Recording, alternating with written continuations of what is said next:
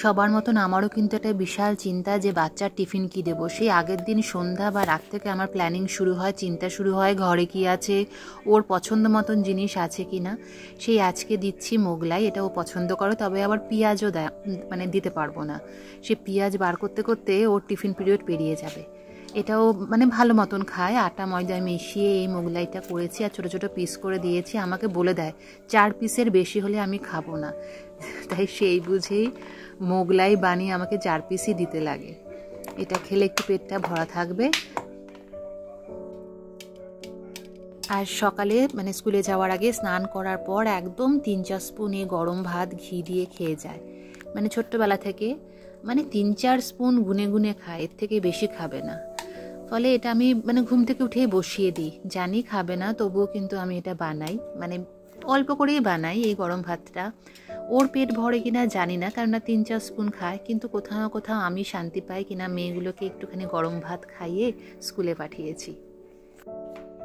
Fast করো।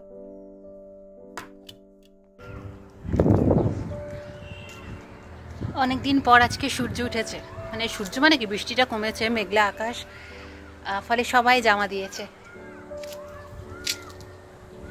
আজকে হচ্ছে শুক্রবারের সকাল, বৃষ্টিটা অনেকটাই কমেছে, মানে বৃষ্টি পড়ছে না কিন্তু মেঘলা আকাশ, তাই সকাল সকাল জামা কাপড় ছাদে দেওয়ার জন্য চলে এসেছি। এরপর আমি কাজে বেরোবো।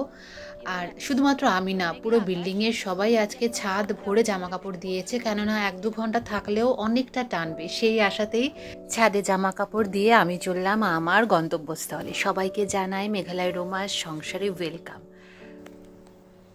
আজকে কিন্তু ডাইরেক্ট চলে আসলাম শনিবার সকালবেলা, এখন বাজে 7টা। আর এই যে মামা, মানে গারো ট্রাইবাল গ্রুপদের যারা বয়স্ক ভদ্রলোক, নট বয়স্ক, একটা এজের পর ওনাদের মামা ডাকা হয়। তা হাজবেন্ড ডেকেছে, মানে খুব পুরনো বন্ধু, খুব হেল্পফুল, মানে আমাদের অনেক হেল্প করেছে। আর সকালে 7টার মধ্যে মামা দেখা করতে চলে এসেছি, কিন্তু আমার সকাল হয় অনেক সকালবেলা 5:30টার সময়, ফলে অসুবিধা হয়নি। ভাবলাম শুধু কেন চা খাওয়াবো, ঘরে যা টিফিন আমার হচ্ছে সেটাই দিয়ে দিই। সে চাল কুমড়ো দিয়ে ডাল বানিয়েছিলাম, আর তার সঙ্গে ফটাফট বানিয়ে দিলাম লুচি। ওটা সবাই আমরাও পরে খেয়েছিলাম, এই ব্রেকফাস্টে করেছিলাম। আর এটা হচ্ছে আমার ওদের পাপার মিল্ক, সকালবেলা মিল্ক উইথ ওটস। সবাইকে টিফিন খাইয়ে নিজে টিফিন খেয়ে সোজা চলে এসেছি কাজের জায়গায়। আর বাইরের ওয়েদারটা খুব সুন্দর, কোথাও ঘুরতে যাওয়া বা বসে পকোড়া খাওয়ার জন্য একদম পারফেক্ট ওয়েদার। বাইরে কিন্তু মানে বৃষ্টি, মানে কি পুরো মেঘ নেমে এসছে, বৃষ্টির সাথে মেঘ নেমে এসছে। চলো তোমাদের সেটার একটা ছোট্ট ভিডিও দেখাই।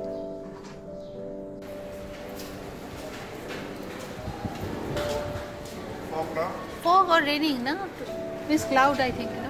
এই বৃষ্টির সাথে যে মাঝে মাঝে মেঘ নেমে আসে, এটা কিন্তু একটা খুব সুন্দর একটা দৃশ্য, সেটা মানে শুধুমাত্র পাহাড়ে যারা থাকে তারাই বুঝতে পারে।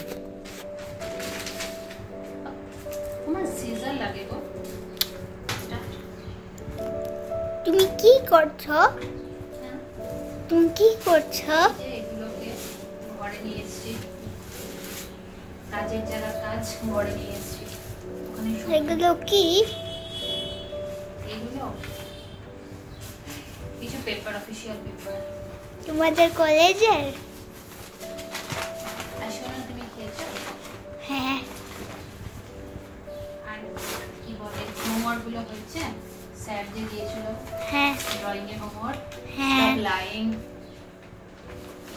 গণেশ ঠাকুর। হ্যাঁ, আমি জানি তুমি করো। টায়ার্ড। এখনই কলেজ থেকে এসেছো? না, অনেক আগে এসেছি। তুমি কোথায় ছিলে তখন? খেলতে গেছিলাম। আজকে স্যাটারডে। আমার গত 1 সপ্তাহ ধরে হেল্পিং হ্যান্ড আসছে না, কোনো খবরও দেয়নি, ফলে চাপটা আমার ওপর একটু বেশি পড়ে গেছে। বাসন মাজা থেকে শুরু করে জামা কাপড় ধুয়ে ছাদে দেওয়া, ছাদে আনা, ঘর পোছা, পরিষ্কার করা, এগুলো হচ্ছে এক্সট্রা কাজ।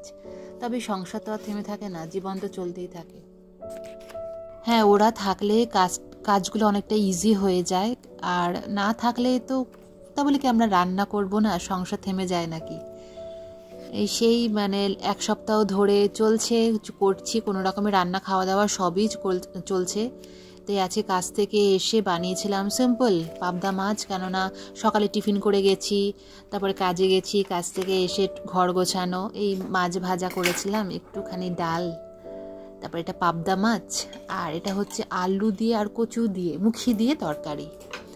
এই ছিল আজকে আমাদের দুপুরের মেনু। অনেক দেরি হয়ে গেছে আজকে লাঞ্চ করতে করতে, কারণ এখন প্রায় 4টে বাজে। এখন আমরা খাবো, তোমরাও যে যার মতন খাওয়া দাওয়া করে নাও। তোমাদের সঙ্গে দেখা হবে নতুন আরেকটা ব্লগে। Till then bye bye. আর ভিডিওটা ভালো লাগলে সাবস্ক্রাইব করো, লাইক করো অ্যান্ড কমেন্ট করো।